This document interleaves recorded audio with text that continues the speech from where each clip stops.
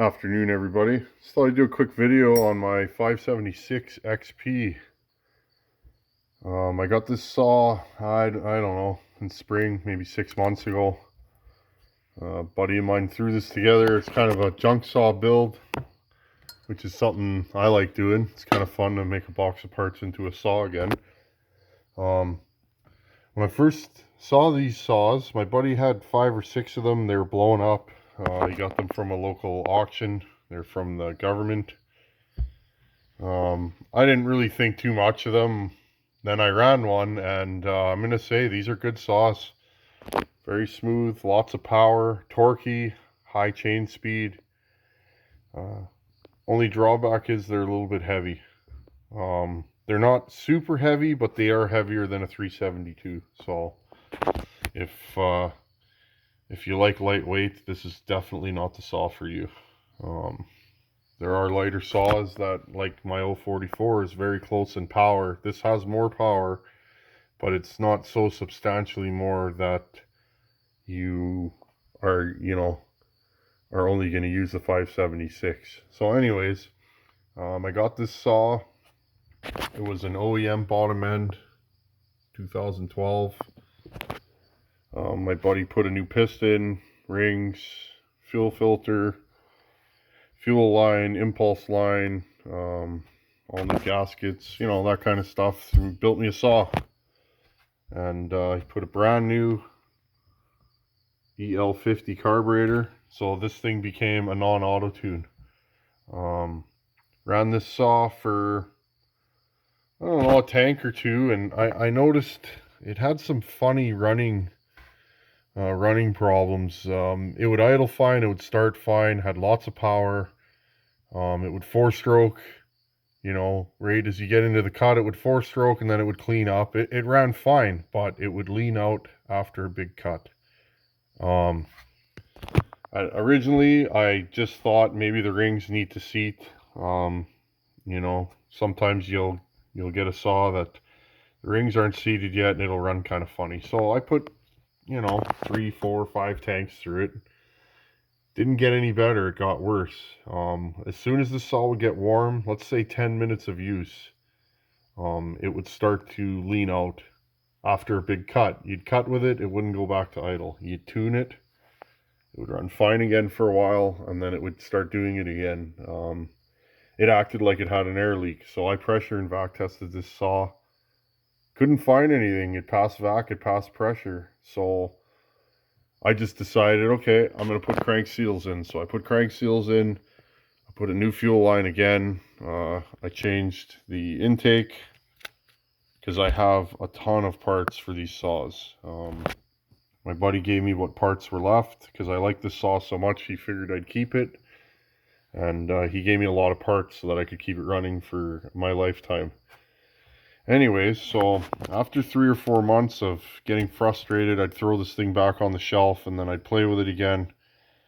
It had a leak in this brand new carburetor. It had an air leak on the high side. There's a little plug. There's a little plug in the back right about here. Sorry I don't have this taken apart. Little plug on the back here, and that seals off the high side, the high jet. Well, I guess it had a leak in there, and I noticed when I took the saw apart that plug was leaking fuel. I noticed this, 3 months into messing with this thing. Didn't want to buy a new carburetor. Carb's like 160, 170 bucks. Figured this is a brand new carb. Well, I sealed that little plug up in the back, and this thing ran like it had never run before. No more problems. So I thought, oh, this is great. The battle was worth the ending. This thing ran really good. So about 2 days after I got it fixed, I put this thing to work. Figured I'm gonna go cut some wood. I had a bunch of wood to block up, and was cutting with this thing, and it was running great. And then it went kaboom. Sometimes that's just the way she goes. I thought the bottom end locked up. I couldn't turn this thing over. It just went mole and died, and couldn't lock the bottom, or couldn't couldn't pull the starter cord. This thing was completely locked up. Well, unbeknownst to me, I didn't know this. The saw had aftermarket wrist pin clips in it. There's one. There's the other. The little tab on there broke off and went up and went through the transfer port and just made a huge mess of this brand new piston. I mean, this piston has 15-20 tanks on it at the most. I mean, this thing was running good.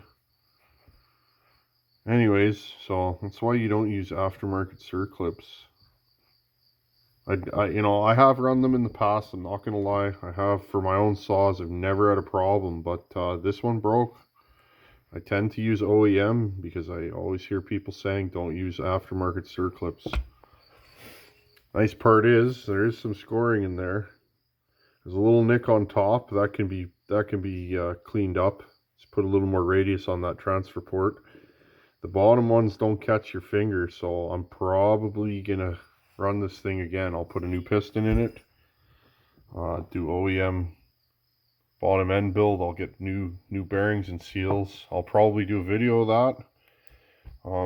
Hell, maybe we'll even port this thing and have some fun. So anyways, if you have an EL50 non-auto tune 576 and you have problems where it's leaning after a big cut or going lean after a big cut, I'd like to hear about it.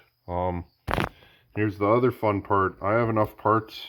I have 3 of these carburetors and a generator. I have enough parts to make this an auto tune, so I think I'm going to do a video going over what it takes to go non-auto tune to auto tune on one of these. It's actually fast. You can make a non-auto tune 576 auto tune in probably 30 minutes. Take the flywheel off, you bolt the generator on here, pull your wires through. There's an extra wire that goes to there, and then another one from there to the switch, and that's it, and you have an auto tune saw. So I think I'll do a video on that. I'm trying to do videos that I don't see out there, or maybe stuff like that that'll help people out, because often I have questions and I can't find the answer. So that's what's kind of fun about YouTube, is we can all kind of share our experiences and help each other out. So anyways, don't use aftermarket clips because sometimes they break, and I got off lucky. Could have been way more money. A top end for this saw, I'm in Canada, top end for this saw is like $450. It could have been much worse, so it's not worth it. I could have bought clips. I didn't know that this saw had aftermarket clips, so I could have bought clips for $1 or $2. Instead, now I have to do a complete rebuild. So anyways, take her easy. Have a good one.